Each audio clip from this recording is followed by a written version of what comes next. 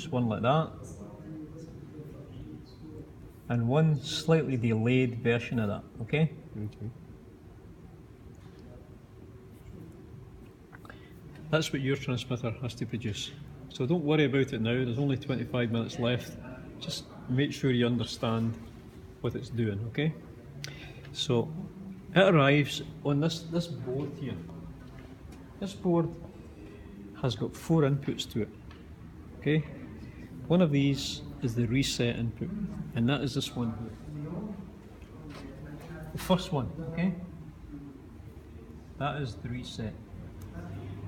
That's input 1, okay? And then it has a delay here, okay? And the delay is maybe about 40 nanoseconds. Your transmitter has to produce that, okay? Now, once you have that delay, what you do is you take the next pulse, the second pulse. Remember, this is 4 inputs. First pulse resets it. Now, this board is made of 2 parts. It has a display and it has a counter. And they're isolated from each other. They're not connected. Although I can connect them just by a pulse. Okay. So when your reset pulse comes onto this board, the first thing it does is it resets these 4 counters and brings them to 0. Okay? It doesn't affect the lights, it just brings these boards to 0. Right? And then the next pulse that comes along is this one here. That's your second pulse. That's the firing pulse, okay? What that pulse does is it goes into the time management circuit. And in that circuit there is a JK flip-flop.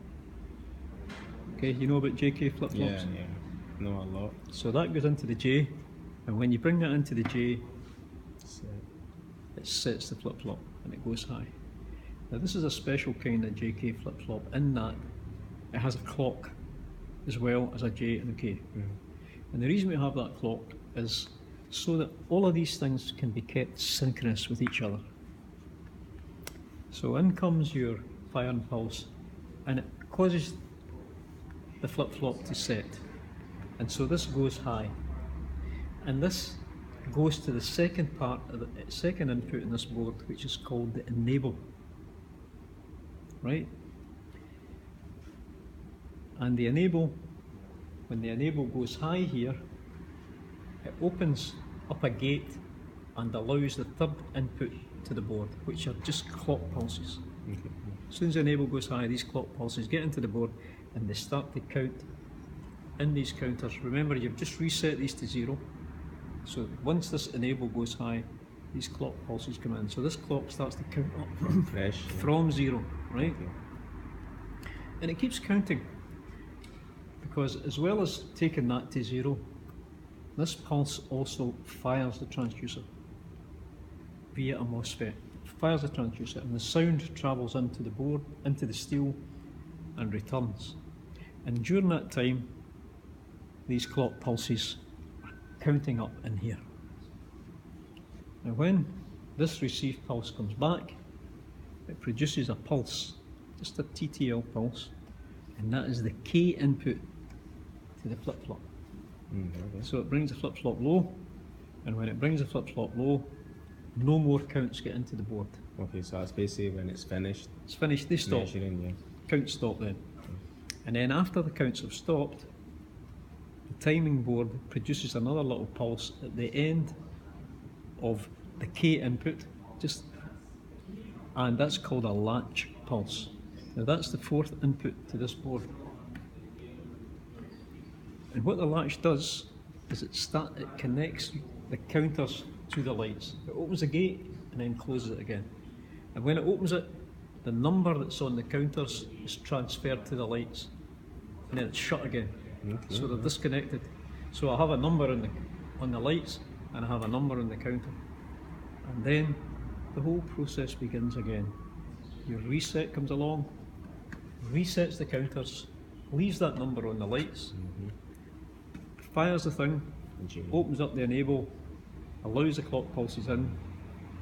When the receive pulse arrives, brings it back low, stops it again, Stores. latches a new number in here, and if I show you this, I can simulate different times. There's the pulse arriving late, there's it arriving early, arriving late, arriving early. And you can see the numbers changing. Because it's allowing more, when this is up for longer, it allows more pulses into the counters. When it's short, they get a smaller number because there are less counts being transferred. And this is a real working system here, this one here. And if I show you this, I'll just take this away. I'm just going to take this out and put it back into here. What we're seeing here is the ultrasonic pulse coming back from here. Okay? And this thing measures the distance in millimetres. There is an error in it because, as I said last week to you, because these ultrasonic transducers are not on the front face of this perspex, they're a way set back. So we have this 20 millimetre offset, but because it takes the sound time to go through the perspex and onto the steel. Okay, so this is me on the steel. You can see a number coming up there. That's the number that's in the counters. It's measuring in millimetres. And what we've put in this wee board is a defect. Put a defect in here. And here's the back wall. And there's a defect there. See it arriving early? Now look at what happens when it arrives early. Look what happens to this. Look what happens to that JK flip-flop. Oh. If I go into defect, if it arrives early, That's. I'll try and make that a wee bit better for you there. There it is. Okay. That's me on the defect. You see that the Q output it enables high for a shorter time there. And you can see the numbers change there. Yep. Because there are less counts on the board. Okay? So I now go back off the defect, see the numbers change, and you see that's getting longer. So back to normal. It's me back on the defect again. And I come off it again, back onto it. And that's how it works. It's all based on the output of the JK flip-flop. Okay? Well, what happens if it arrives late? If it arrives late, that gets longer. The latest that can possibly arrive is the time it takes to go to the back face. If something appears in here, the echo arrives earlier. And so that enable pulse is high for a shorter time. See that? It's a shorter time. Go to the back wall, it goes longer. As it's shorter, it's longer. Oh yeah, that's one. Yeah. That's it shorter, and that's it longer. Okay? Okay. And that's basically how this thing works. Okay? Thanks a lot, sir. So all your transmit circuit is doing is, you guys just go, just take off and see you later, okay?